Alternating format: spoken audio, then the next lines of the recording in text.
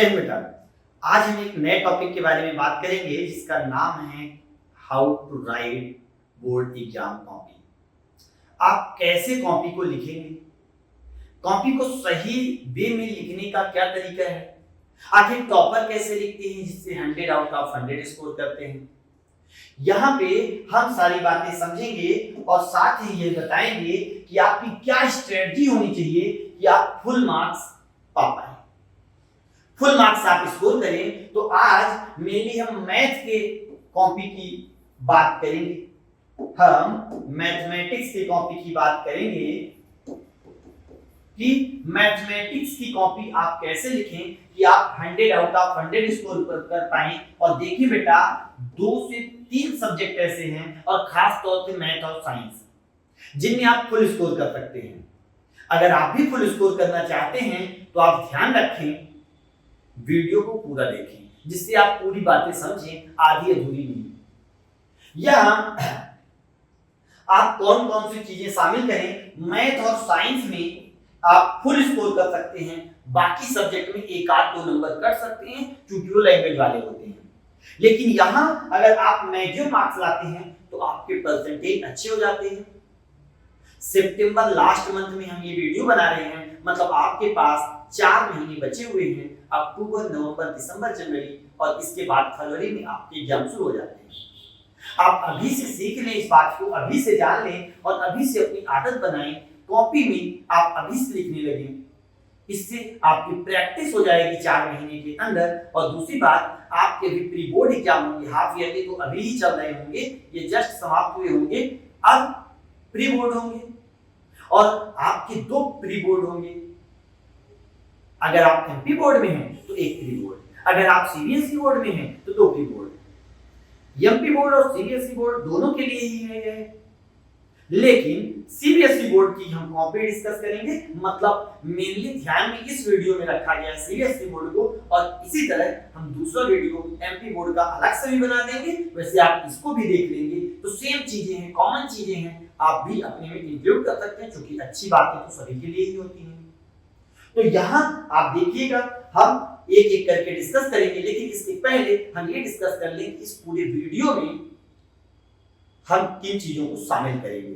तो देखिए बेटा, हम इसमें आपको बताएंगे स्ट्रेटजी, आपका क्या तरीका होना चाहिए कॉपी लिखने का जब आप एग्जाम हॉल में बैठे हो, आपका टाइम मैनेजमेंट क्या होना चाहिए, लेंथ कितनी होनी चाहिए आंसर की, कंटेंट क्या रखना है, किन चीजों को अवॉइड करना है, वो सारी बातें हम डिस्कस करेंगे कि आपकी क्या स्ट्रेटजी होनी चाहिए जिससे आपका एग्जाम हॉल में पेपर ना छूटे और आप पूरा पेपर करें। दूसरी बात, हम इसमें ऑब्जर्वेशन करेंगे साथ ही कि एक बेसिक की आंसर शीट उस बच्चे का जिसने सीबीएसई में फुल स्कोर किया है, 100 आउट ऑफ 100 स्कोर किया है। तो सीबीएसई द्वारा दी गई कॉपी, सीबीएसई ने भी बताया कि बच्चे आप लोग भी आंसर ऐसा लिखें, और इस बच्चे ने बहुत शानदार आंसर लिखा है, उसकी कॉपी आपको दिखाई जाएगी।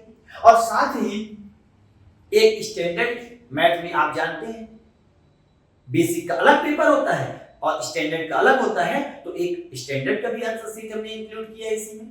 और साथ ही बताएंगे कि बोर्ड जवाब किस तरह चाहता है, बोर्ड की मार्किंग स्कीम क्या होती है, वह कैसे स्टेप वाइज मार्क्स आपको देता है, उनके जो टीचर होते हैं उनको कैसे आंसर शीट प्रोवाइड कराई जाती है और वह किस बेस पर आपको मार्क्स डिवाइड करते हैं, किस चीज के लिखने के आपको मार्क्स मिल जाते हैं और किस चीज को ना लिखने के आपके मार्क्स कट जाते हैं। इस पूरे वीडियो में हम इन सब चीजों को डिस्कस करेंगे।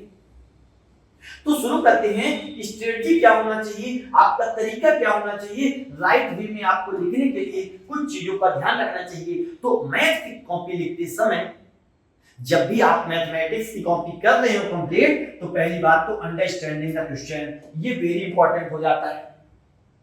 क्वेश्चन को जरूर पढ़ें, पूरा पढ़ें। कई बार क्वेश्चन एमसीक्यू होते हैं और एमसीक्यू में नो लिखा रहता है और बच्चा नो पढ़ता नहीं है ना। जैसे which of the following are quadratic equation या which of the following are not quadratic equation या नो। तो यहाँ पे नॉट शब्द को अगर बच्चे ने नहीं पढ़ा और कौन सा क्वाड्रेटिक इक्वेशन नहीं है पूछा गया है, लेकिन क्वेश्चन में आया तो उसने समझा है ये पूछा है कौन सा क्वाड्रेटिक इक्वेशन है, पहले ऑप्शन पढ़ा, पहले में टिक कर दिया, जबकि 3 सही थे उसमें, मतलब 3 जो थे क्वाड्रेटिक इक्वेशन थे और एक नहीं था, तो उस ऑप्शन को टिक करना था। तो पहली बात तो क्वेश्चन जरूर पढ़ी। अगर क्वेश्चन की लेंथ ज्यादा है तो ध्यान रहे क्वेश्चन को समझने का तरीका ये है, बेहतर तरीका ये है कि क्वेश्चन को एक बार में कॉमा तक पढ़ें और उसको 2 से 3 बार पढ़ें, 4 बार पढ़ें, जब तक आपको ये लाइन कॉमा तक की लाइन समझ में अच्छे से ना आ जाए। ऐसा मतलब नहीं होता कि अगर 4 लाइन का क्वेश्चन है, क्वेश्चन 4 लाइन में है, आपने इंग्लिश में शुरू से लास्ट तक पढ़ लिया, हाँ इंग्लिश तो हम पढ़ लिए लेकिन क्वेश्चन समझ में नहीं आया, ऐसा हो जाता है। इससे बचने के लिए आप क्वेश्चन को एक ही बार में पूरा पढ़ने के बजाय क्वेश्चन को पहली लाइन पढ़ें, कॉमा तक पढ़ें, 3 से 4 बार पढ़ें, फिर इसके बाद क्वेश्चन को अगली लाइन फुल स्टॉप तक पढ़ें। आगे का आपको नहीं पढ़ना है, यहां तक पढ़ना है, फिर इसको 3 से 4 बार पढ़ें। अब शुरू से 3-4 बार पढ़ें। सर इतना टाइम कहां रहता है एग्जाम में? बेटा टाइम आपको ये हैबिट अगर अभी से बना लेंगे पढ़ने की तो ऐसी हैबिट हो जाएगी तो आपकी हैबिट जो होगी बहुत स्पीड में हो जाएगी, तेज हो जाएगी, फास्ट हो जाएगी, जिससे आप वहां जल्दी पढ़ पाएंगे। और अगर अभी से हैबिट नहीं रही तो वहां जरूर टाइम आपका जाएगा 2 से 3 मिनट क्वेश्चन समझने में। और अगर आप अभी से क्वेश्चन पढ़ के समझ लेते हैं और क्वेश्चन 10 सेकंड 15 सेकंड में, लेकिन एक बात अगर आप क्वेश्चन को ढंग से समझ लिए कि क्वेश्चन में करना क्या है तो आसान होगा आपके लिए। क्वेश्चन आप टू द पॉइंट लिखेंगे चूंकि, और अगर ना समझे तो फिर आपकी गलती होने के चांस बढ़ जाते हैं। फुल स्टॉप तक आपने पढ़ा, इसको पूरा पढ़ा, इतनी लाइन जब आपको समझ में आ जाए फिर आगे की लाइन पढ़ें, आगे के कॉमा या फुल स्टॉप तक पढ़ें, फिर आगे की लाइन, मतलब 2 से 3 बार, 2 से 3 बार, 2 से 3 बार इस पूरे क्वेश्चन को आपने 2 से 3 बार पूरा क्वेश्चन पढ़ा, आप क्वेश्चन समझ गए। अब आपको पता चल गया है क्वेश्चन में गिवन क्या है और क्वेश्चन में करना क्या है, फाइंड आउट क्या करना है, सॉल्यूशन कौन सा लिखना है। कई बार आप यही नहीं समझ पाते कि किस चैप्टर का क्वेश्चन है, तो क्या खाक पढ़े, क्वेश्चन को पढ़े तो आप जान जाएं कि कौन सा फार्मूला लगा है। कैसे जानेंगे कौन सा फार्मूला लगेगा? जब आप क्वेश्चन को अच्छी तरह से समझ लेंगे। तो क्वेश्चन को समझना ये पहली डिमांड होती है क्वेश्चन।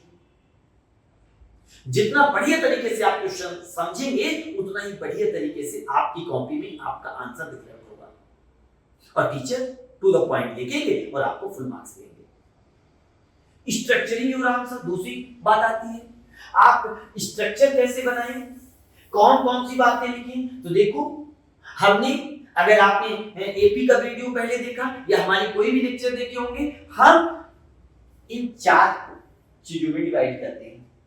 तो अगर आपका क्वेश्चन कर रहे हैं तो पहली बात तो आपको गिवन लिखनी है। गिवन चूंकि आप क्वेश्चन को समझ चुके हैं तो क्वेश्चन में क्या क्या दिया है वो आप जान चुके हैं। तो अगर एक बार 2 बार जितनी भी बातें दी हुई हैं वो सबको आपको नोट डाउन कर लेना चाहिए कॉपी में। फिर अगला स्टेप इसका होता है बेटा टू फाइंड या टू प्रूव। अगर प्रूव करने वाला क्वेश्चन है वहां पे टू प्रूव लिखा जाता है, और अगर सॉल्यूशन वाला क्वेश्चन है, फाइंड करने वाला क्वेश्चन है तो वहां टू फाइंड लिखा जाता है। आप दूसरा स्टेप, ये दूसरा स्टेप आपका हो जाएगा, सेकंड स्टेप। अगर थर्ड स्टेप की बात करें तो इसका मतलब कि क्वेश्चन की डिमांड क्या है। क्वेश्चन में हाइपोटेनस की लेंथ बोला है कि कोई चीज प्रूव करने को बोला है AC/BD = GP अपॉन EF, ऐसी चीजें प्रूव करने को बोला है। तो या ट्रायंगल आइसोस्केलस ये प्रूव करने को बोला है। तो जो भी प्रूव करना हो, जो भी फाइंड करना हो, उसको आप दूसरे स्टेप में लिखेंगे। अगर हम थर्ड स्टेप की बात करें तो थर्ड स्टेप में देखो बेटा, थर्ड स्टेप में आपको क्या लिखा जाता है, सॉल्यूशन। तीसरा स्टेप इसका सॉल्यूशन का होता है। अब जब आप सॉल्यूशन लिख रहे होते हैं तो सॉल्यूशन में आप ब्रैकेट में जब सॉल्यूशन लिख रहे होते हैं तो ब्रैकेट में फार्मूला जरूर मेंशन करें कि कौन सा फार्मूला यूज हुआ है। अगर पाइथागोरस या थेल्स थ्योरम कहीं यूज हुई है या कोई भी थ्योरम यूज हुई है तो आप लिख सकते हैं थेल्स थ्योरम। पाइथागोरस थ्योरम हुई है तो पाइथागोरस थ्योरम। अगर कोई फार्मूला हुआ है a square minus b square equal to a plus b minus b तो आप यह मेंशन करें। मतलब जो चीजें जहां यूज हुई हैं उसे मेंशन जरूर करें। ये भी सेक्शन फार्मूला यूज हुआ है तो सेक्शन फार्मूला, ठीक है। अगली बार लास्ट में जब आपका क्वेश्चन आ जाए तो आंसर मान लीजिए मीटर में आया, सेंटीमीटर में आया, किलोमीटर में आया, उसे जरूर लिखें।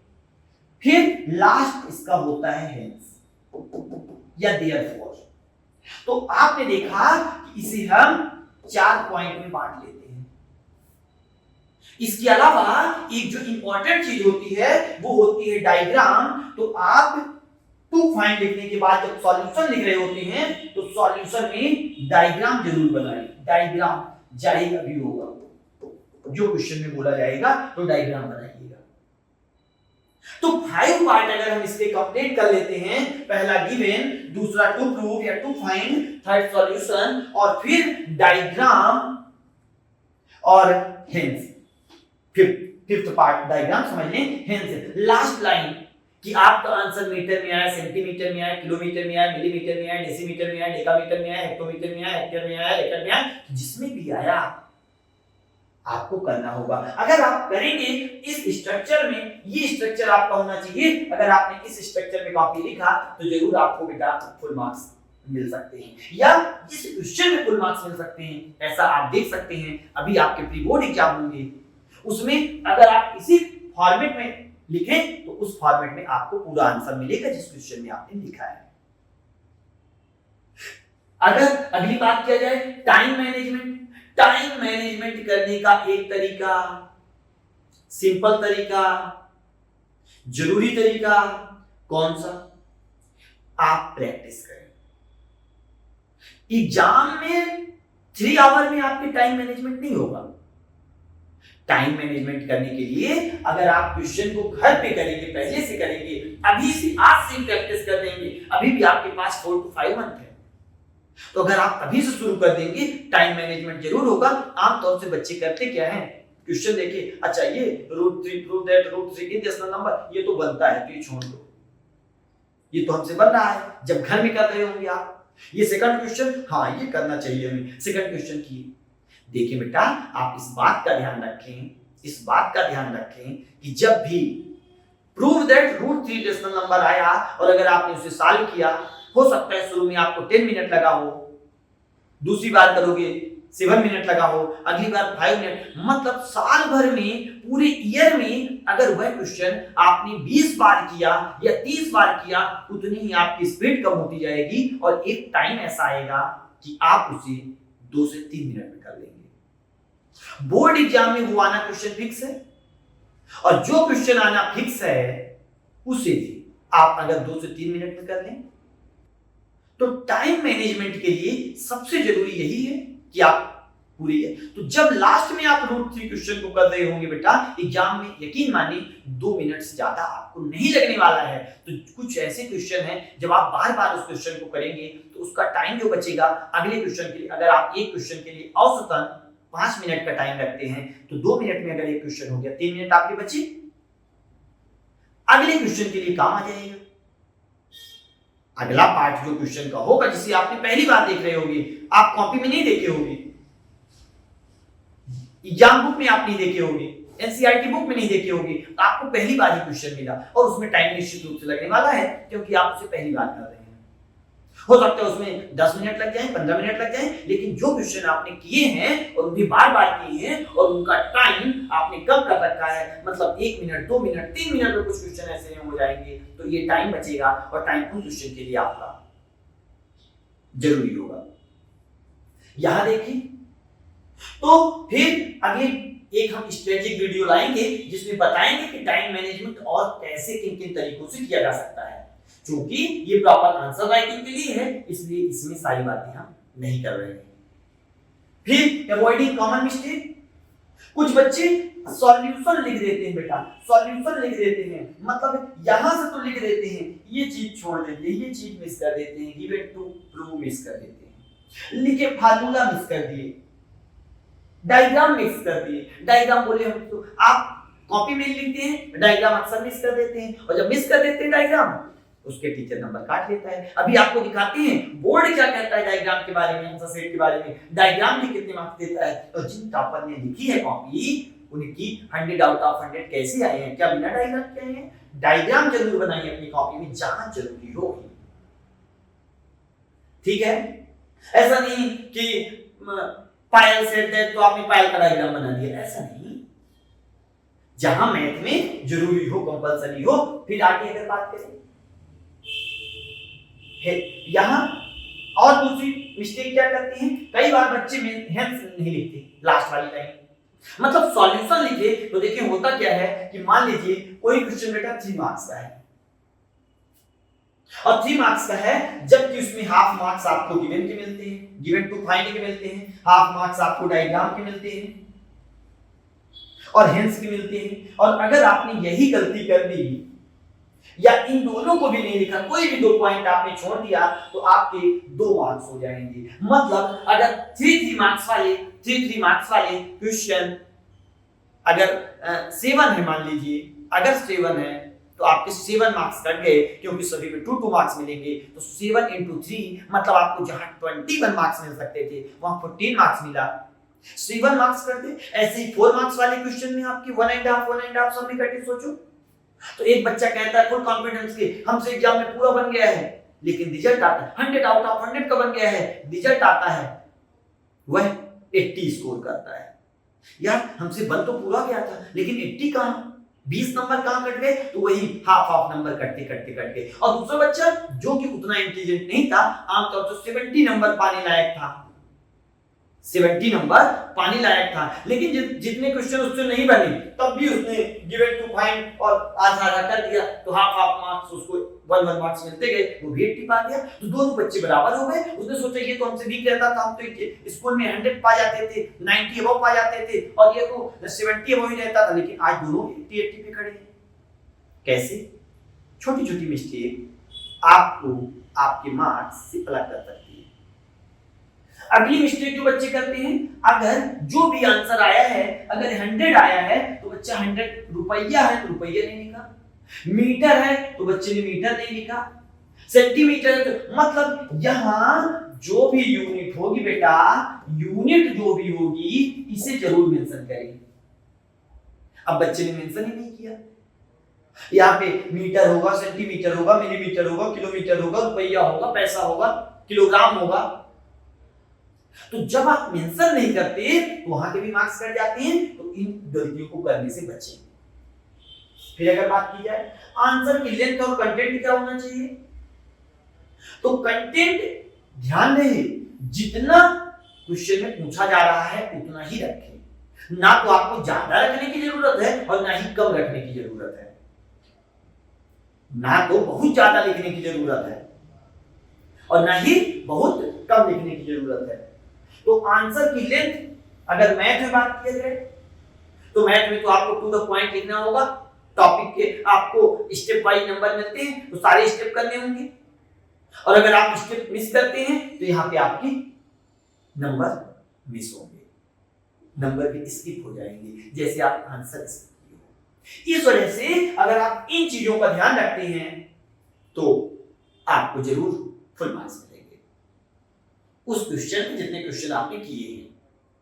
अब अगर आपने सारे क्वेश्चन किए और सारे राइट वे में किए, सही तरीके से किए, आपको फुल मार्क्स मिलेंगे। अब हम देखते हैं कि कैसे आखिर टॉपर कॉपी लिखते हैं, कैसे वो फुल मार्क्स ला लेते हैं, वो कौन से पेन से लिखते हैं। राइटोमीटर पे लिखते हैं, पेन जरूरी नहीं है बेटा, चाहे आप 2 रुपए की पेन से लिखें, चाहे 25 रुपए की पेन से लिखें और चाहे 200 की पेन से लिखें। आपने कंटेंट क्या लिखा है, आप कितने सुंदर हैं, कितने काले हैं, कितने गोरे हैं, आपके फेस की बनावट, ये कहां मैटर करता है, क्योंकि बोर्ड के टीचर जो होंगे वह आपकी कॉपी देखते हैं, बस कॉपी जाएगी ना, तो आपकी कॉपी जाएगी, चेहरा तो जाएगा नहीं। कि आप स्कूल में हो और स्कूल में आपके टीचर आपको पहचानते हैं, गर्ल है बॉय है, इसको ज्यादा नंबर देने हैं, इसको कम नंबर देने हैं, ये कोचिंग आता है ये नहीं आता, सारी बातें वहां मैटर नहीं रखती।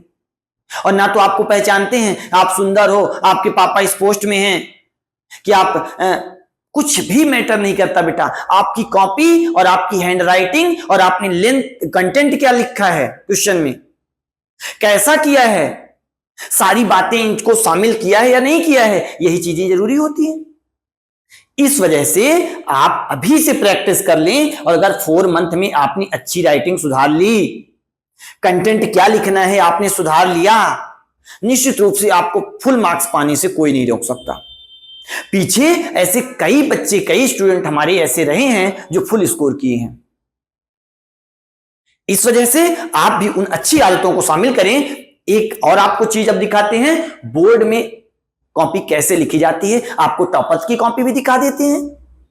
आप कंपेयर कीजिएगा, हमारा ऑब्जर्वेशन तो यही है जो कि हमने आपको बताया।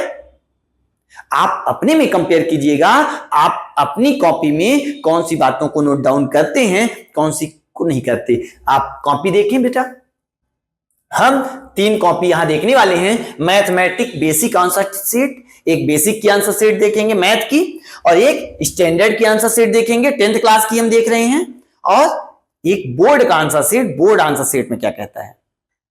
तो शुरू करते हैं। देखें बेटा,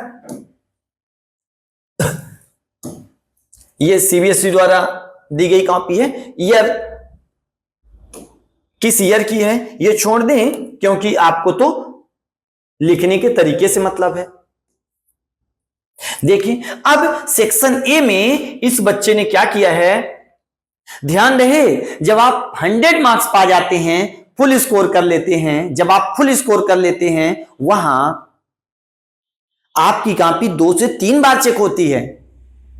जिस टीचर ने आपकी कॉपी, ऐसा ना हो कि टीचर ने पैसे लेके आपको फुल स्कोर दे दिया हो। अगर आपने फुल स्कोर किया तो आपकी कॉपी एक टीचर से चेक होने के बाद दूसरे टीचर के पास जाएगी और दूसरा टीचर भी चेक करेगा। यही कारण है आप इसकी कॉपी में देख रहे हैं कितने सही लगे हैं, जबकि आपके एग्जाम में कॉपी जो आती है बस पूरे पेज में 2 या 3 या 4 सही मार्क्स, सही कट निशान लगा होता है, सही टिक लगा होता है। लेकिन यहां ऐसा नहीं है। यहां आप देखें, क्योंकि कई बार कॉपी चेक होने, मतलब बोर्ड ने यह कॉपी जारी किया है कि इस बच्चे ने बहुत अच्छा लिखा है। तो आप देखें कि बोर्ड किसको अच्छा मानता है, किन बच्चों को फुल मार्क्स। तो देखें यहां अब बात तो ही चल रही है कि टू द पॉइंट कैसे लिखें। अब बच्चे ने इसको अगर सॉल्व करके, सेक्शन ए के क्वेश्चन जो भी रहे होंगे उनको सॉल्व करके लिखने की जरूरत नहीं है, क्योंकि ये एमसीक्यू क्वेश्चन है और एमसीक्यू होते हैं बेटा 1 मार्क्स के। तो आप 1 मार्क्स क्वेश्चन के लिए ज्यादा टाइम ना लें, बस टू द पॉइंट बात करें, आंसर लिख दें, इसमें आपको मार्क्स मिल जाएंगे। कौन से क्वेश्चन, जो एमसीक्यू क्वेश्चन हो, मल्टीपल चॉइस क्वेश्चन हो, उन क्वेश्चंस को आप केवल आंसर लिख दें। देखें ये लिखा है, अच्छा ये देख रहे हैं ना, 2 बार निशान लगा है, एक ये और एक ये। मतलब पहली बार किसी टीचर ने कॉपी चेक की, बच्चा 100 पा गया, उसने फिर से पलटा, देखा कि कहीं हमारी गलती तो नहीं है, क्योंकि अब कॉपी बड़े साहब के पास जाने वाली है, वो भी चेक करेंगे कॉपी। अब कॉपी जब उन्होंने चेक कर लिया, देख लिया कि 100 आउट ऑफ 100 बच्चा पाया है, तो कॉपी दूसरे टीचर के पास जाएगी। अब दूसरा टीचर ये देखेगा कि क्या इन्होंने सही चेक किया है, इस वजह से आपको यहां 2 एक। अच्छा देखें आंसर की लेंथ देखें, ये अलग साइन है, किसी पहले टीचर ने बनाया है, अब दूसरे टीचर ने ये बड़े साइन बनाया है, देखिए ये उसका अलग है, मतलब दूसरे टीचर के पास भी गई कॉपी। तो जिनकी कॉपी 100 आउट ऑफ 100 आते हैं वो ऐसे नहीं होते कि बस फ्लो में टीचर देता गया, उनकी कॉपी 2 से 3 बार चेक हो सकती है। यहां भी किसी ने टिक लगाया है, तो देखें अगर इसे हम ना माने बच्चे भी लगा सकते हैं, लेकिन यहां जरूर देखें ये 2-2 टिक लगे हैं, बहुत सारे टिक लगे हैं। एक ही पेज में इतने सारे टिक थोड़ी होते हैं, आंसर से ज्यादा करेक्ट लिखा हुआ है। देखें यहां आंसर कितने हैं, अगर देखें 8 आंसर हैं और सही का टिक कितना है, देखो 1 2 3 4 5 6 7, 15, 16। आप एग्जैक्ट देख पा रहे हैं 16, मतलब सभी क्वेश्चन बारीकी से दो टीचर्स ने चेक किए हैं। तो आप सोच रहे हैं अरे सर जी जाने दीजिए, हम 50 नंबर पाएंगे और कोई नहीं चेक करेगा। देखिए बेटा, जिनकी भी कॉपी 90 से प्लस जो बच्चे पाते हैं, स्कोर करते हैं, उनकी कॉपी 2 से 3 बार जरूर चेक होती है। लेकिन वो बच्चे भी कि अरे चाहे जो कॉपी चेक कर ले, जितनी बार चेक कर ले, हमारी गलती ढूंढ लो तो जाने। टीचर्स को वो चैलेंज कर रहा होता है, गलती ढूंढ लो तो जाने। एक टीचर ने चेक किया 100, दूसरा टीचर चेक कर रहा, तीसरा टीचर, जितने भी टीचर चेक कर लो, हमारी कॉपी 100। ये कॉन्फिडेंस होता है। ये कॉन्फिडेंस कब होता है? ऐसा कॉन्फिडेंस आपको तब आएगा जब आप क्वेश्चन की बार बार प्रैक्टिस करेंगे, सारी चीजें अभी से लिखना शुरू करेंगे। प्री बोर्ड में आप देखें, अभी आप 3 महीने लिख लें अच्छे से, और प्री बोर्ड जब आपका दिसंबर जनवरी में होगा, 2 प्री बोर्ड सीबीएसई वालों के होते हैं, दिसंबर जनवरी, वहां पे आप देखें। तो देखिए बेटा, हम आगे इसी कॉपी को लेकर आगे चलते हैं कि बच्चे ने, तो आप देख पा रहे हैं यहां टू द पॉइंट बात की गई है।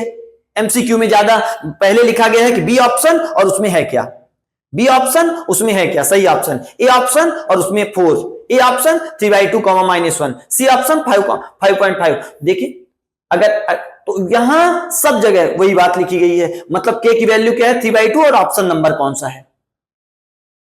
ठीक है, उम्मीद है आपको एमसीक्यू। बच्चा यहां पे साइड में रफ वर्क किए जा रहा है, आप चाहे तो पीछे रफ वर्क कर सकते हैं, कॉपी में कॉपी आपको मिले, आपने पीछे रफ वर्क डाल के कर लिया। फिर अगर यहां देखें, असर्शन में लिखा है C option, assertion is true but reason is false, मतलब जो भी क्वेश्चन रहा होगा उस क्वेश्चन को इसने प्रॉपर किया। सेक्शन बी देखें, सेक्शन बी 2 मार्क्स के क्वेश्चन थे, 2 मार्क्स के क्वेश्चन थे तो इसने ज्यादा नहीं लिखा, लेकिन अब प्रोबेबिलिटी के जो क्वेश्चन होते हैं तो बच्चे डायरेक्ट 1/6 और 1/6 लिख के चल देते हैं, इसने ऐसा है किया नहीं है। डिविजुअल बाई 6 और पूरा फेवरेबल आउटकम कितना है, टोटल आउटकम कितना है, ये पहले बताया है, और फिर नंबर ऑफ 6 से डिविजुअल कौन कौन से हैं उसमें, ये नंबर डिविजुअल है। और फिर एक बात यहां आप और ऐड कर सकते हो, वैसे इसके इस बात के नंबर कटे नहीं है क्योंकि इसने कॉपी बहुत बेहतरीन लिखी है। एक बात और आप इसमें ऐड कर सकते हैं, फार्मूला प्रोबेबिलिटी ऑफ इवेंट का, probability of event equal to number of favourable outcome upon total number of outcome, और फिर ये बात लिखी। आप और सुधार कर सकते हैं उसमें। तो यहां फिर प्रोबेबिलिटी ऑफ इवेंट उसने आंसर बता दिया, मतलब इसमें उसको इसका ए पार्ट था तो उसने प्रोबेबिलिटी के क्वेश्चन को 5 से 6 लाइन में प्रॉपर किया है, ध्यान रखें। इसी का दूसरा ग्रेटर देन 25, उसने फिर प्रॉपर लिखा है ग्रेटर देन 25 कितने, टोटल आउटकम 30 थे, वही क्वेश्चन रहा होगा। फेवरेबल आउटकम ये है 26, 27, 28, 29, और फिर 5/6 1/6 आया, और फिर आंसर भी 1/6 लिखा। एक बात जो बच्चे ने कई जगह गलत लिखी हुई है वो ये कि यहां पे दिस इंप्लाइज दैट ना लग के इक्वल टू लगता है, इस बात को आप ध्यान रख लें। ठीक है कि टीचर ने उस बात के नंबर नहीं काटे क्योंकि ऑलमोस्ट आंसर सही था, तो थोड़ी उदारता दिखाई गई, कटते भी नहीं नंबर, लेकिन जब आप चैलेंज ही कर रहे हैं टीचर को कि जहां आप काटना चाहें काट लें, दिखा दें काट के, तो ऐसी भी गलती क्यों करना। तो ये दिस इंप्लाइज दैट होता है, और दिस इंप्लाइज दैट बीच में नहीं लगाते, बीच में इक्वल टू लगाते हैं। दिस इंप्लाइज दैट आपका जब दोनों इक्वेशन होती है उसके पहले होता है, ये 0 लिखा है ना, इसके पहले आप दिस इंप्लाइज दैट लगा सकते थे। ठीक है, तो यहां इस बच्चे ने प्रॉपर सॉल्व किया हुआ है। For real and equal root के लिए कंडीशन क्या होती है, d इक्वल टू 0। अब d क्या होता है, तो फिर उसने बताया d equal to b² - 4ac। यहां b की वैल्यू क्या है, a की वैल्यू क्या है, c की वैल्यू क्या है, इससे कंपेयर किया है, फिर बातें लिखी हैं, और फिर वैल्यू पुट किया है, और 100 इक्वल टू 20 के, और फिर उसके पूरे आंसर आए हैं। फिर अगर हम आगे बात करें तो इसी में ये देखो आंसर आया, और उसने k इक्वल टू 5 लिखा। अब यहां हेंस की बात जरूरी है नहीं, क्योंकि k की वैल्यू फाइंड करना था, और k की वैल्यू बच्चे ने यहां पे कैंसिल करके सब 5 लिख दिया। फिर अगर देखें तो ट्रिग्नोमेट्री का क्वेश्चन आ गया है, 5 cosec स्क्वायर बच्चे ने सॉल्व किया है, प्रॉपर आप देख रहे हैं पूरा सॉल्व किया है, और उसको फिर टू द पॉइंट अगर आप हम बताए दे रहे हैं, और इसके बाद भी अगर आपको कुछ लगता है तो आपको कॉपी लिंक में मिल जाएगी, तो आप उसे डाउनलोड कर सकते हैं। यहां देखें लेकिन ऑब्जर्वेशन, तो ऑब्जर्वेशन हमारे साथ देख लें, क्योंकि ऑब्जर्व हम करेंगे, बताएंगे क्या कि आपकी कॉपी और टॉपर्स की कॉपी में डिफरेंस क्या आ सकता है, क्या इसकी अच्छी बातें हैं, हमें केवल अच्छी बातें। अब देखिए हम डायग्राम को बोले तो डायग्राम बच्चे ने बनाया।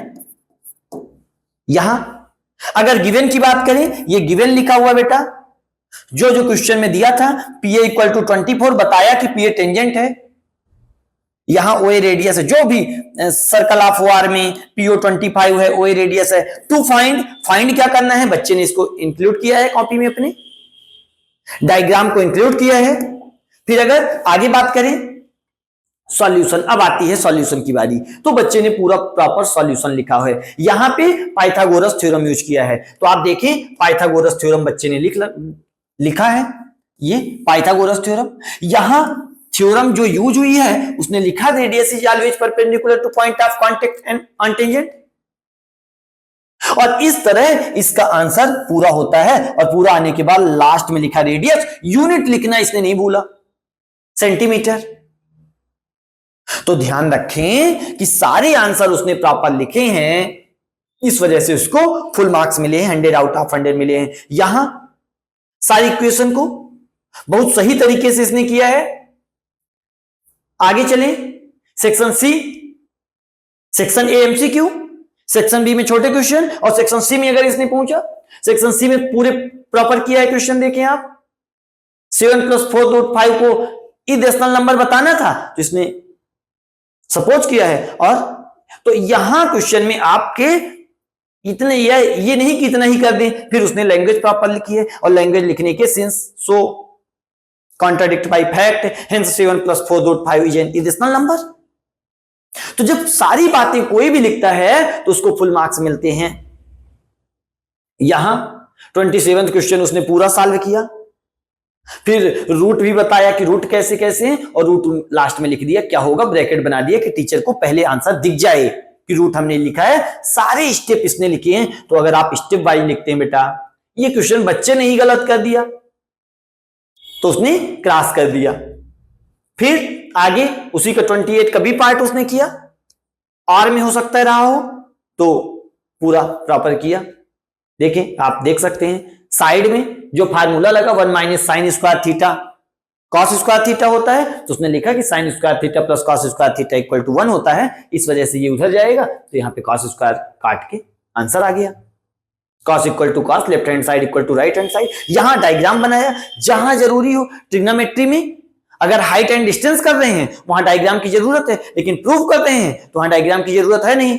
तो ऐसे क्वेश्चन में डायग्राम नहीं है, लेकिन फिर अगला ट्रायंगल का क्वेश्चन आ जाता है, और ट्रायंगल में प्रॉपर डायग्राम बना हुआ है। आप लोग कई बार ट्रायंगल के क्वेश्चन में भी डायग्राम बनाना भूल जाते हैं, इस वजह से आपके नंबर कट जाते हैं। यहां देखें लिखा हुआ है गिवन, गिवन क्या है, फाइंड क्या करना है, और फिर टू प्रूव, प्रूव क्या करना है हमने बताया। टू फाइंड कब लिखेंगे, टू प्रूव कब लिखेंगे।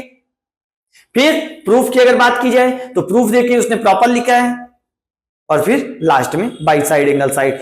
यहां गिवन है, क्या परपेंडिकुलर है, क्या मीडियन है, क्या, तो जो भी जैसा है। यहां उसने लिखा पूरी मीडियन क्लास बता दी, आप देख रहे हैं मीडियन क्लास में उसने स्पेशल लाइन बनाई, मीडियन का फार्मूला लिखा। अगर फार्मूले नहीं लिखते तो हाफ मार्क्स कट जाते हैं बेटा, आपको सारे नंबर यहीं से मिलते हैं। यहां पे नंबर नहीं लिखा है सीबीएसई बोर्ड में, यहां पे नंबर ना लिख के लास्ट में लिखे होते हैं। वैसे इधर नंबर लिखने को दिया रहता है, यहां पे टीचर नंबर लिख लेते हैं, ये हटा दिया गया है इसीलिए कि नंबर आप ना देख पाए किस क्वेश्चन में कितने नंबर है। क्योंकि जब सब सही ही हैं और बच्चा 100 आउट ऑफ 100 पाया ही है तो मतलब फुल ही मार्क्स होंगे।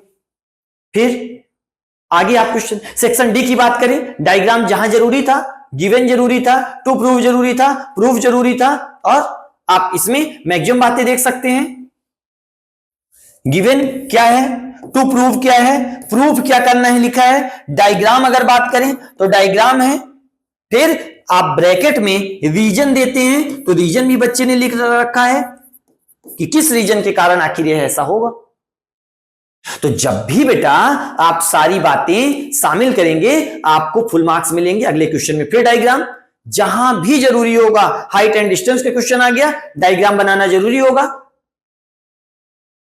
रिवर की विड्थ फिर बाद में बताया, यूनिट लिखा बच्चे ने, यूनिट लिखा है, डेसिमल में लिखा है। ध्यान रखें, आप एक बात और ध्यान रख सकते हैं, जब भी डेसिमल में आए तो आप ब्रैकेट में अप्रोक्सीमेट जरूर लिख दें, क्योंकि अगर आपका आंसर 19-20 होता है, थोड़ा इधर उधर होता है, तो अप्रोक्सीमेट लिखने होने के कारण सही हो जाएगा। इसे देखें, पूरा क्वेश्चन बच्चे ने प्रॉपर तरीके से किया है। पूरा क्वेश्चन आप रोक सकते हैं, अगर पढ़ना है आपको पॉज कर सकते हैं और पॉज करके आप पढ़ सकते हैं। हमने आपको ऑब्जर्वेशन बता दिया कि कहां क्या, यहां हाइट एंड डिस्टेंस मेंसुरेशन का क्वेश्चन आ गया, सॉरी मेंसुरेशन का क्वेश्चन आ गया, तो यहां बच्चे ने सिलेंडर बनाया और सिलेंडर बना के प्रॉपर किया है। फिर यहां पे सेंटीमीटर कितने हैं, हाइट कितने सेंटीमीटर है, फिर ऊपर लिखा है और फिर सॉल्व किया है। यहां आप एक बात और लिख सकते हैं, अच्छी बात कि ये 374 आ गया, तो आप लिख सकते हैं हेंस वाली लाइन एक बच्चे ने मिस कर दी है, तो आप इसे अपनी कॉपी में शामिल कर सकते हैं। फार्मूला देखें लिखा गया है, तो कोई भी चीज जब आप मिस नहीं करते, सेक्शन ई की बात किया जाए, चूंकि ये पुरानी कॉपी है तो वहां पे उस हिसाब से जो अभी वाले डिलीटेड क्वेश्चन है पुराने में वो भी हैं, लेकिन लिखने का तरीका थोड़ी चेंज होगा। 100 आउट ऑफ 100 हुआ तब भी पा गया, तब भी पा जाता, लिखने का तरीका हम देख रहे हैं, क्वेश्चन डिलीट है तो क्या। यहां सरकमफ्रेंस पूरा प्रॉपर लिखा है, कितना आंसर आया, यूनिट लिखना है उसने नहीं भूला, एरिया हमेशा होता है सेंटीमीटर स्क्वायर में, कई बार बच्चे सेंटीमीटर ही लिख देते हैं, एरिया हमेशा centimetre square, metre square, kilometre, मतलब जो भी यूनिट होगी स्क्वायर में, और अगर पेरीमीटर है तो वह यूनिट बस में, स्क्वायर नहीं लगता है। फिर यहां ग्राफ था, ग्राफ बच्चे ने किया नहीं था। फिर अगला क्वेश्चन उसने किया, तो जितने भी क्वेश्चन उसने किए इस तरह आपने उसकी पूरी कॉपी देखी कि उसको ये केस बेस्ड क्वेश्चन था, तो केस बेस्ड क्वेश्चन को उसने पहले क्वेश्चन को सॉल्व किया, यहां पे नंबर काट लिए गए हैं, है ना, नंबर डिलीट कर दिए, इरेज कर दिए गए हैं, बाकी नंबर उसको फुल मिले थे। यहां फिक्स चार्ज कितना है, फिर दूसरा क्वेश्चन, पहला पार्ट रहा होगा, दूसरा पार्ट रहा होगा, 3 पार्ट रहा होगा, तीनों पार्ट को उसने प्रॉपर केस बेस्ड क्वेश्चन किए हैं। इस तरह आपने देखी सीबीएसई एनसीईआरटी की 10th क्लास की बेसिक की कॉपी। अब हम देखेंगे इसके बाद क्लास 10th की कॉपी, क्लास 10th में स्टैंडर्ड की कॉपी। स्टैंडर्ड की कॉपी में भी सेम चीजें, लेकिन चूंकि आप स्टैंडर्ड के बच्चे होंगे और आपको लगता होगा कि थोड़ी चीजें और कर लें, हम भी देख लें अपनी कॉपी, स्टैंडर्ड वाले बच्चे कैसे लिखें, ये तो बेसिक वाले, लेकिन ध्यान रखना जिस बच्चे ने अच्छा किया है वो चाहे स्टैंडर्ड हो चाहे बेसिक, दोनों ही जगह अच्छा करेगा, लिखने का तरीका लगभग दोनों का सेम है, आप देख सकते हैं।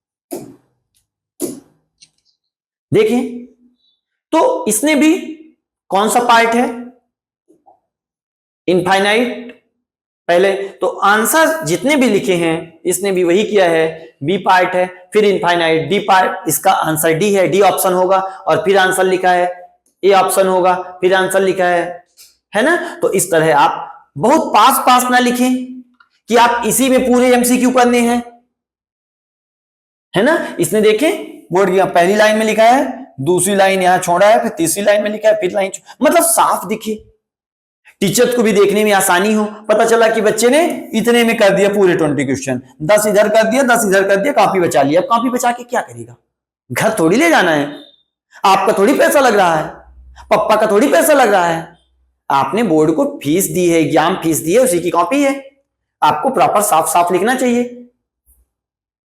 फिर यहां भी आप देखेंगे 17 क्वेश्चन दूसरे पेज में हुए, फिर अब 20 क्वेश्चन यहां तक हुए, पूरी बातें यहां लिखी गई हैं। अब देखें यहां पे फार्मूला के अलावा बच्चे ने डायग्राम यहां बना दिया है कि आखिर कैसे होता है। कोऑर्डिनेट ज्योमेट्री में अगर बात की जाए तो आप आमतौर से लाइन बनाते होंगे, कोऑर्डिनेट रखते होंगे, यहां पे जो मिड पॉइंट होता हो या बीच का जो भी पॉइंट होता हो, फिर इसका इससे मल्टीप्लाई करते हैं, इसका इससे करते हैं। तो उस बच्चे ने बना के समझाया है कि हम इस 3 का इससे मल्टीप्लाई कर रहे हैं और 2 का इससे मल्टीप्लाई कर रहे हैं, सेक्शन फार्मूला यूज हो रहा है। तो सेक्शन फार्मूले को उसने डायग्राम से, तो टीचर को दिख गया, और जब आसानी से दिख जाएगा, जितना ही आसानी से विजुअल होगी आपकी कॉपी, आपके फार्मूले, आपका कंटेंट, उतना ही आसानी से टीचर नंबर देख के आपको आगे चला जाएगा। और उसने देखा और फिर बच्चे को मार्क्स मिल जाते हैं। यहां देखें, उसने प्रॉपर सारी बातें बताई हैं, कोऑर्डिनेट आपकी बताया है, गिवन लिखा है, टू प्रूव लिखा है, डायग्राम बना हुआ है, प्रूफ लिखा हुआ है पूरा, साइड में बातें लिखी हुई हैं कि कौन कौन सी चीजें, चाहे आप 8th के बच्चे हों, चाहे 9th के हों, चाहे 10th के हों, 11th के हों, 12th के हों, या किसी भी डिस्क्रिप्टिव राइटिंग में आप अपीयर होने वाले हैं, वहां बैठने वाले हैं, आपकी कॉपी बिल्कुल ऐसी होनी चाहिए। बेशक हम एक कॉपी नमूना के रूप में एक कॉपी दिखा रहे हैं 10th की, लेकिन आपको लिखना ऐसे ही है क्योंकि आपकी हैबिट ऐसी होनी चाहिए। देखें, अब देखें यहां इतने सारे सही लगे हैं, तो क्या एक टीचर इतने सारे सही लगा देगा?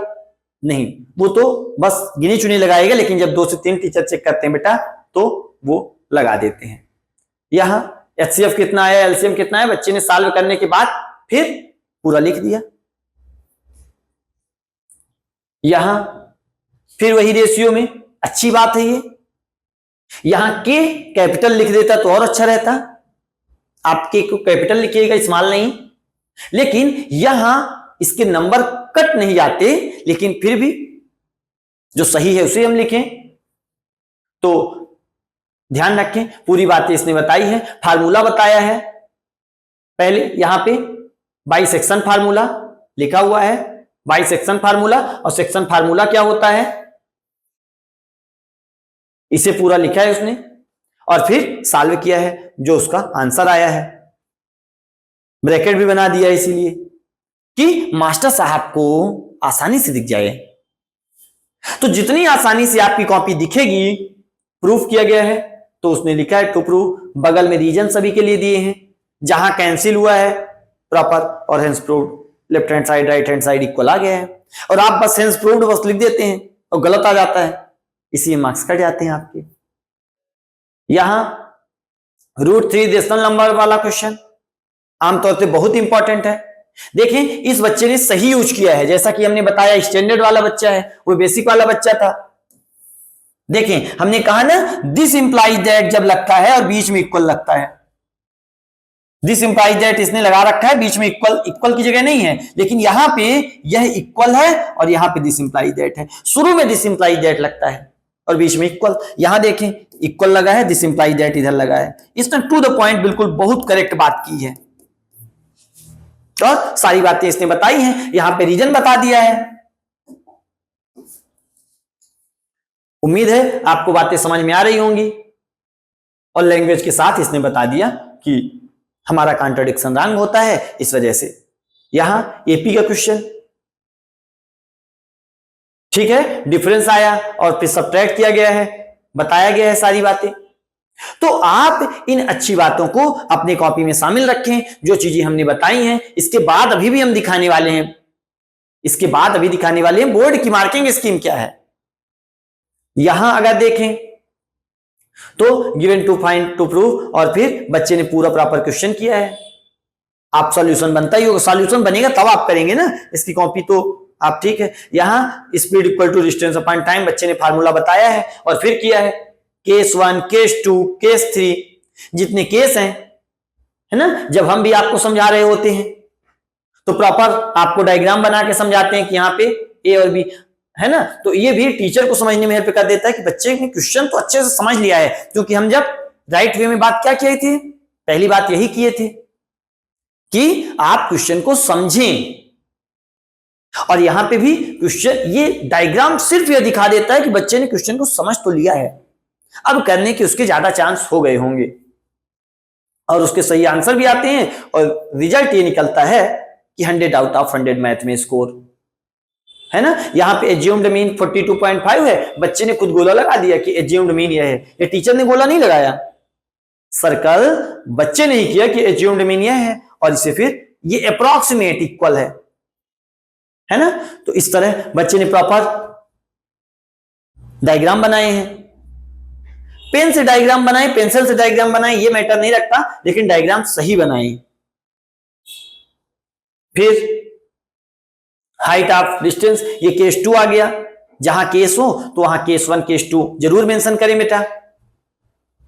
सभी क्वेश्चन में इसने लिख रखे हैं। फिर ग्राफ था और इसके बाद आगे के क्वेश्चन। ये देखें डायग्राम बच्चे ने प्रॉपर बनाया है। जहां आप डायग्राम भूले आपके हाफ मार्क्स कटे। ये चूंकि उस बच्चे की कॉपी है जिसने डायग्राम प्रॉपर बनाया है। Given to prove, to find, solution, bracket में रीजन, हेंस, सारी बातें इसने सही लिखी हुई हैं, इसलिए इसके नंबर काटने के चांस ही नहीं। लास्ट में इसने लिख दिया हेंस वाली लाइन में average speed 36 kilometre per hour. अगला क्वेश्चन शुरू होता है, डायग्राम बनाया, यहां से 2-3 लाइन छोड़ दिया और एक मोटी सी लाइन खींच दिया कि यहां पे अलग क्वेश्चन शुरू हो चुका है, और 2 से 3 लाइन छोड़ भी दिया उसने, जिससे मास्टर साहब को दिख जाए कि वही क्वेश्चन नहीं है, उसमें मार्किंग कर दें। जब भी आपके डेसिमल में आंसर आए तो आप अप्रॉक्सीमेट जरूर लिखिए। थोड़ा बहुत क्वेश्चन इधर उधर होता है आंसर, है ना। 19.625 है, आपका 19.7 आ गया तो उसका आपको मार्क्स मिल जाते हैं, क्योंकि आपने अप्रॉक्सीमेट लिखा है। खासतौर से पाई की वैल्यू तो अप्रॉक्सीमेट में ही होती है, यहां उसने पूरा बताया है। प्रोबेबिलिटी में देखें, आमतौर से बच्चा प्रोबेबिलिटी में एक लाइन में आंसर लिख देता है, जिसने बताया है कि रेड रेड हो सकते हैं, है ना, और रेड ब्लू हो सकते हैं, रेड ग्रीन हो सकते हैं, ग्रीन रेड हो सकते हैं, ऐसा क्वेश्चन रहा होगा तो उसने बताया।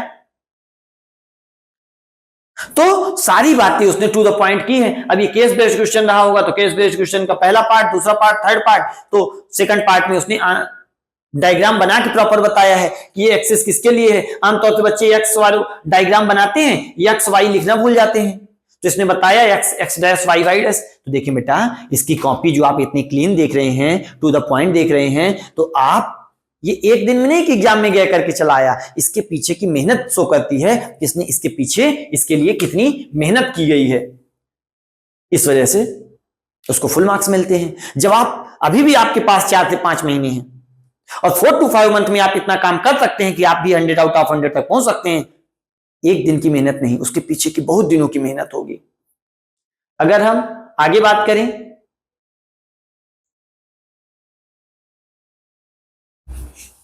अब बात करते हैं बोर्ड के आंसर सेट। बोर्ड कैसे मार्किंग करता है, क्योंकि वहां पे मार्किंग नहीं थी, वहां पे बच्चे ने लिखा कैसे, हमने ये दिखाया। ऑब्जर्व हमने क्या किया कि कौन कौन सी अच्छी बातें आपको अपनी कॉपी में इंक्लूड करनी चाहिए। अब अगर हम दिखाएं बोर्ड की आंसर सेट कैसी हो, तो देखें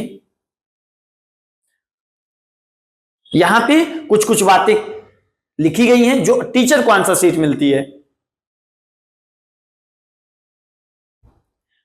अब देखें बेटा, टीचर को जो आंसर शीट मिली उसमें लिखा था कि अगर एलसीएम आ गया हो 180 तो हाफ मार्क्स बच्चे को दे दो। अगर ये 60 आ गया है दूसरा तो उसको भी हाफ मार्क्स दे दो। इसी को तो ये 1 मार्क्स का क्वेश्चन था, है ना, एमसीक्यू क्वेश्चन रहा होगा या 1 मार्क्स का रहा होगा। और जो सेकंड था वो 4 डेसिमल प्लेसेस तक था, तो उसके पूरे 1 मार्क्स दे दो। यहां पे अल्फा प्लस बीटा अगर इतना आया हो तो उसको हाफ मार्क्स दे दो, और अगर बच्चे ने ये लिखा हो तो उसको हाफ मार्क्स दे दो। बच्चा सॉल्व करेगा और सॉल्व करने के बाद आंसर आएगा। अब वो टीचर देखता है कि कौन सी बातें लिखी हुई हैं, कौन सी नहीं लिखी हुई हैं, उस हिसाब से, लेकिन आंसर शीट उसको मिल जाती है। यहाँ पे ये कंडीशन, लेकिन आपको कंडीशन भी लिखनी होगी, A1/A2 equal to B1/B2 not equal to C1/C2। और वहां बस इतना दे दिया गया है कि अगर इतना लिखा है तो हाफ मार्क्स दे दो, और अगर यहां तक उसका आंसर आया है तो हाफ मार्क्स दे दो। फिर लेट पहली लाइन लिखिए, दूसरी लाइन लिखिए, अगर इतना भी किसी ने लिखा है। इसीलिए हम कहते हैं कि क्वेश्चन अगर ना बने, जितना बने उतना करो। देखो बोर्ड ने क्या कहा कि अगर let cost of 1 chair and cost of 1 table लिखा है तो उसको हाफ मार्क्स दे दो। और अगर ये दोनों इक्वेशन भी आ गई हैं, इक्वेशन बनाने के लिए क्वेश्चन रहा होगा, इक्वेशन आ गई हैं तो फिर उसको हाफ मार्क्स दे दो। और आप लिखे ही नहीं, और लिखे ही नहीं, इस वजह से यही होता है कि एक बच्चा प्रॉपर लिखना जानता है और उससे क्वेश्चन नहीं बन रहा होता है, फिर भी वो इतना इतना लिखा और इतना इतना थोड़ा थोड़ा सब में लिखा, और आधे आधे एक एक मार्क्स सभी में पाता गया, और रिजल्ट ये हुआ कि वो आपके बराबर आकर खड़ा हो जाता है, जबकि आप उससे ज्यादा तेज रहे हो सकता है, आप उससे ज्यादा फास्ट रहे हो, स्कूल एग्जाम में आप उससे ज्यादा अच्छा परफॉर्म करते रहे हो। यहां फार्मूला लिखा गया है कि अगर बच्चे ने फार्मूला लिखा है, वैल्यू पुट की है, तो उसे हाफ मार्क्स दे दिया जाना चाहिए। और फिर अगर पूरा आंसर आ गया तो भी हाफ मार्क्स। 1 नंबर के क्वेश्चन थे, तब भी उसने बताया है कि फार्मूले के साथ अगर उसने दूसरा स्टेप किया है तो हाफ मार्क्स दे दो। और फिर उम्मीद है समझ पा रहे होंगे। यहां ये सारे 1-1 नंबर के, तो यहां तक लिखा हो तो हाफ मार्क्स दे दो। इस तरह से आपको ये डायग्राम, बोर्ड ने भी डायग्राम बनाया, ये डायग्राम बनाया हो बच्चा, है ना, तो डायग्राम बनाया हो तो हाफ मार्क्स दे दो। डायग्राम तभी बना पाएगा जब क्वेश्चन को अच्छी तरह से समझ लिया होगा। देखिए, आपसे आपका बोर्ड यही चाहता है कि आप क्वेश्चन को कितना अच्छी तरीके से समझे, और अगर आपने क्वेश्चन को अच्छे तरीके से समझ लिया, आपको मार्क्स जरूर कुछ ना कुछ मिल जाएंगे। पहले तो आपकी समझ देखना चाहता, ठीक है आपसे नहीं बना, गलत हो गया, लेकिन कुछ ना कुछ मार्क्स आपको दिए जाएंगे क्योंकि आपने क्वेश्चन को अच्छी तरह से समझ लिया। यहां देखें, हाफ हाफ 1 मार्क्स, ये छोटे क्वेश्चन रहे होंगे 1 मार्क्स के। अब आपको दिखाते हैं पार्ट भी जो थोड़ा बड़े थे। देखें, पहला लिखते ही हाफ मार्क्स, दूसरा स्टेप लिखते ही अगर यहां तक लिखा है एलसीएम भी आ गया है तो 28, और फिर अगर रेशियो भी आ गया है तो हाफ मार्क्स फिर दे दो।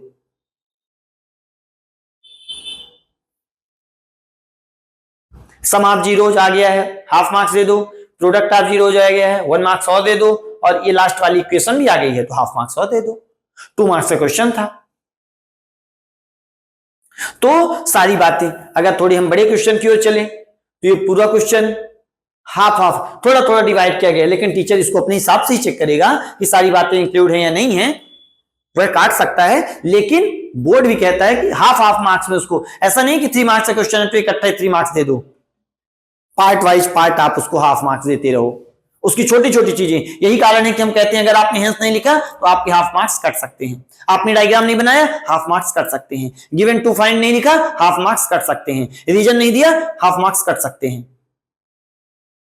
इस वजह से आपको सारी बातें लिखनी चाहिए। देखो, बोर्ड खुद डायग्राम बना रहा है, यहां दे रहा है कि आपको डायग्राम के सामने देखिए यहां हाफ मार्क्स लिखा है, मतलब डायग्राम में आपको हाफ मार्क्स मिलेंगे। इतना आपने लिखा है 2 लाइन, हाफ मार्क्स मिलेंगे। आगे का आपने फार्मूला सहित यहां तक कर लिए हो, हाफ मार्क्स मिलेंगे। आगे कर लियो, हाफ मार्क्स मिलेंगे। पूरा कर लियो, फिर हाफ मार्क्स मिल जाएंगे। इस हिसाब से टोटल आप ऐड करोगे तो आपको 3 मार्क्स मिल जाएंगे। देखें, इसको करने के, इतना लिख लेने के बच्चे ने अब स्टैटिस्टिक्स वाला पोर्शन में क्लास लिखा, फ्रीक्वेंसी लिखा, कम्युलेटिव फ्रीक्वेंसी, इतना लिख लिया, 1 मार्क्स मिल गए। ठीक है, पूरा क्वेश्चन नहीं कर पाया, जितना क्वेश्चन करेगा तो कुछ मार्क्स मिलेंगे उसके। फिर आगे किया गया हाफ मार्क्स, फार्मूला लगाया गया, फार्मूले के हाफ मार्क्स, फिर इसको सॉल्व किया गया, हाफ मार्क्स, फिर फाइनल आंसर आया, हाफ मार्क्स। ऐसी आंसर शीट बोर्ड सभी टीचर को प्रोवाइड कराता है और उसी को देखकर टीचर स्कोर करते हैं, मार्किंग करते हैं। बोर्ड की मार्किंग स्कीम यही है। इस वजह से आप पूरी बातें लिखें, डायग्राम की हाफ मार्क्स, डायग्राम के सामने के हाफ मार्क्स। हाई डिस्टेंस के क्वेश्चन आते हैं, आमतौर से आप सही डायग्राम नहीं बना पाते हैं, लेकिन अगर डायग्राम सही है तो बोर्ड समझ चुका है कि आप क्वेश्चन को तो समझ गए हो, ठीक है आपका आंसर गलत आ गया हो लेकिन आपने क्वेश्चन समझा है, इसलिए हाफ मार्क्स दे दें आपको। फिर लैंग्वेज लिखी है, हाफ मार्क्स दे दें। आपने उसको पहली क्वेश्चन भी ला ली है, हाफ मार्क्स और दे दें। वैल्यू सभी, तो इस तरह आपको मिलते रहते हैं मार्क्स। यहां देखें, ये डायग्राम के लिए 1 मार्क्स दे दिए, ज्यादा नंबर का क्वेश्चन रहा होगा, 4 या 5 मार्क्स का क्वेश्चन रहा होगा तो उसने कितने मार्क्स का था, 1 2 3 4 5 मार्क्स का था, तो डायग्राम बनाने के उसने 1 मार्क्स दे दिए। आपको पूरी बातें लिखने के फिर हाफ हाफ मार्क्स देता रहा और आपको फाइनल आंसर में मिल गया। डायग्राम, तो ये डायग्राम थोड़ा बाकी के कंपेयर में थोड़ा डिफिकल्ट हो गया, क्वेश्चन को समझने के लिए बड़ा क्वेश्चन रहा होगा समझने के लिए, इस वजह से उसने 1 मार्क्स डायग्राम के दे दी। डायग्राम बनाने का सही मतलब आपने क्वेश्चन को अच्छी तरह समझ लिया। अब बचते हैं आपके 4 मार्क्स, तो 4 मार्क्स आपको क्वेश्चन सॉल्व करने के स्टेप बाय स्टेप नंबर मिलते जाते हैं, इसीलिए हम कहते हैं बेटा कि आप पूरा करें। अगला क्वेश्चन देखें, है ना, लास्ट में देखें 1 नंबर दिया गया है इसका, 10 speed of the boat in still water 8 kilometre per hour. Half marks इतना अगर लिखा है बच्चे ने, speed of the current 4 kilometre per hour. 1 marks तो हेंस वाली लाइन के आपको दिए गए हैं, इसीलिए हम कहते हैं आप हर क्वेश्चन में तो आपकी हैबिट रहेगी तो भूलेगा नहीं, ऐसी गलतियां होंगी नहीं। इसे देखिए आप पूरा, ठीक है, इस तरह बोर्ड की कॉपी कंप्लीट होती है। तो उम्मीद है बातें आपको समझ में आई होंगी, आपने पूरा वीडियो प्रॉपर देखा होगा। और अगर देखे हो आप अपनी हैबिट बनाने की कोशिश करें, और अगर आपने अभी से ऐसी हैबिट बनाना शुरू कर दी, निश्चित रूप से आपको प्री बोर्ड में थोड़ा आपके मार्क्स इंक्रीज हुए समझ में आएंगे, और फिर दूसरा प्री बोर्ड होगा, वहां आप ही और ज्यादा समझ में आएंगे। और अगर आप ऐसे ही सुधार करते रहे, उम्मीद है कि आप बोर्ड में 100 आउट ऑफ 100 स्कोर कर पाएंगे। आपको शुभकामनाएं, बेस्ट विशेष।